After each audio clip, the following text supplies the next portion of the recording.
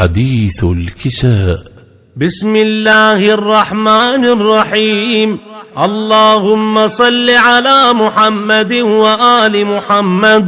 عن جابر بن عبد الله الأنصاري عن فاطمة الزهراء عليها السلام بنت رسول الله صلى الله عليه وآله وسلم قال: سمعت فاطمة إنها قالت: دخل علي أبي رسول الله في بعض الأيام فقال: السلام عليك يا فاطمة.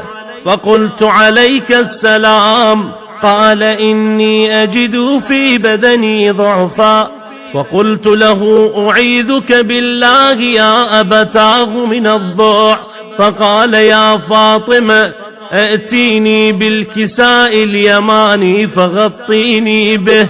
فأتيته بالكساء اليماني فغطيته به، وصرت أنظر إليه وإذا وجهه يتلألأ كأنه البدر في ليلة تمامه وكماله. فما كانت إلا ساعة وإذا بولدي الحسن قد أقبل وقال: السلام عليك يا أماه. فقلت: وعليك السلام يا قرة عيني وثمرة فؤادي. فقال: يا أماه، إني أشم عندك رائحة طيبة كأنها رائحة جدي رسول الله صلى الله عليه وآله وسلم. فقلت: نعم، إن جدك تحت الكساء. فأقبل الحسن نحو الكساء وقال: السلام عليك يا جداه. يا رسول الله، أتأذن لي أن أدخل معك تحت الكساء؟ فقال: وعليك السلام يا ولدي ويا صاحب حوضي، قد أذنت لك. فدخل معه تحت الكساء، فما كانت إلا ساعة وإذا بولدي الحسين عليه السلام قد أقبل وقال: السلام عليك يا أماه. فقلت: وعليك السلام يا ولدي ويا قرة عيني وثمرة فؤادي. فقال لي: يا أماه، إني أشم عندك رائحة طيبة كأنها رائحة جدي رسول الله. فقلت: نعم، إن جدك وأخاك تحت الكساء. فدنا الحسين نحو الكساء وقال: السلام عليك يا جداه. السلام عليك يا من اختاره الله. أتأذن لي أن أكون معكما تحت الكساء؟ فقال: وعليك السلام يا ولدي وشافع أمتي، قد أذنت لك. فدخل معهما تحت الكساء. فأقبل عند ذلك أبو الحسن علي بن أبي طالب وقال: السلام عليك يا بنت رسول الله. فقلت: وعليك السلام يا أبا الحسن ويا أمير المؤمنين. فقال: يا فاطمة، إني أشم عندك رائحة طيبة كأنها رائحة أخي وابن عمي رسول الله. فقلت: نعم، ها هو مع ولديك تحت الكساء. فأقبل علي نحو الكساء وقال: السلام عليك يا رسول الله. أتأذن لي أن أكون معكم تحت الكساء؟ قال له: وعليك السلام يا أخي ويا وصي وخليفتي وصاحب لوائي، قد أذنت لك. فدخل علي تحت الكساء. ثم أتيت نحو الكساء وقلت: السلام عليك يا أبتاه يا رسول الله. أتأذن لي أن أكون معكم تحت الكساء؟ قال: وعليك السلام يا بنتي ويا بضعتي، قد أذنت لك. فدخلت تحت الكساء.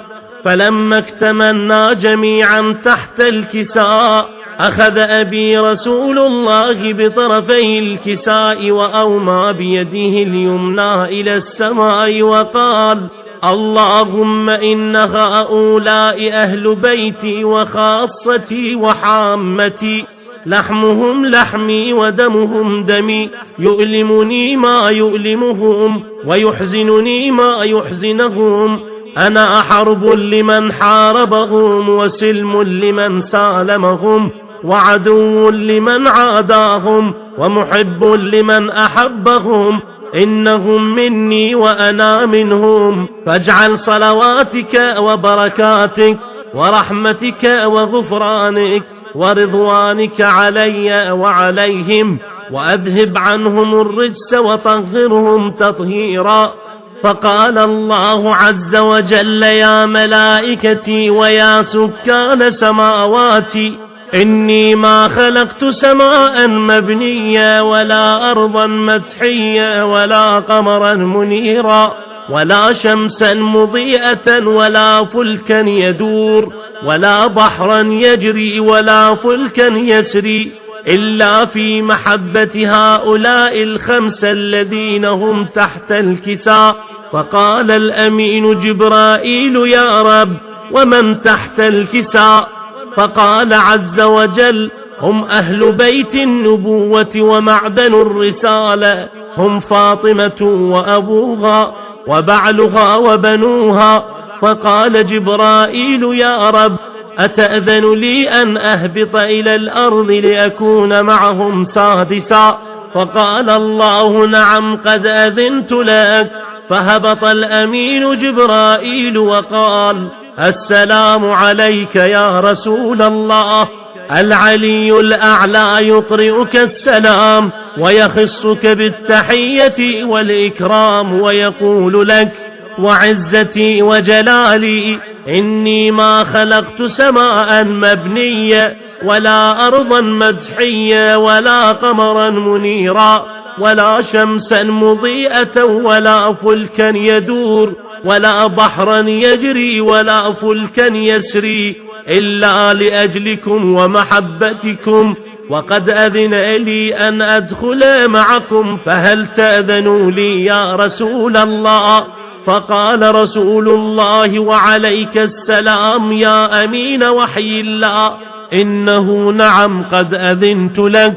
فدخل جبرائيل معنا تحت الكساء، فقال لأبي: إن الله قد أوحى إليكم يقول: إنما يريد الله ليذهب عنكم الرجس أهل البيت ويطهركم تطهيرا. فقال علي لأبي: يا رسول الله، اخبرني ما لجلوسنا هذا تحت الكساء من الفضل عند الله.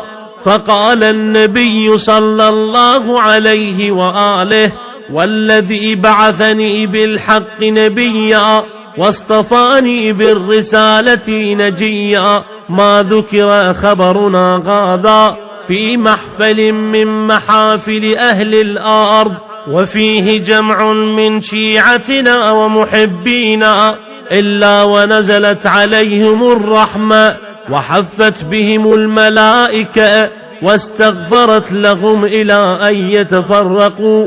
فقال علي عليه السلام: إذن والله فزنا وفاز شيعتنا ورب الكعبة.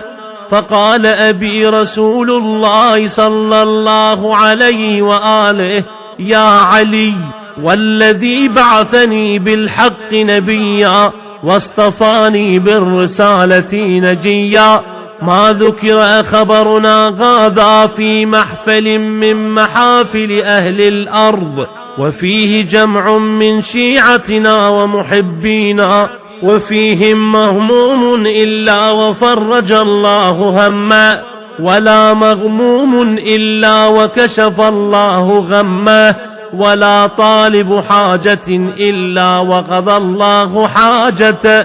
فقال علي عليه السلام: إذن والله فزنا وسعدنا وكذلك شيعتنا فازوا وسعدوا في الدنيا والآخرة ورب الكعبة ورحمة الله وبركاته. وصلى الله على خير خلقه محمد وآله الطيبين الطاهرين.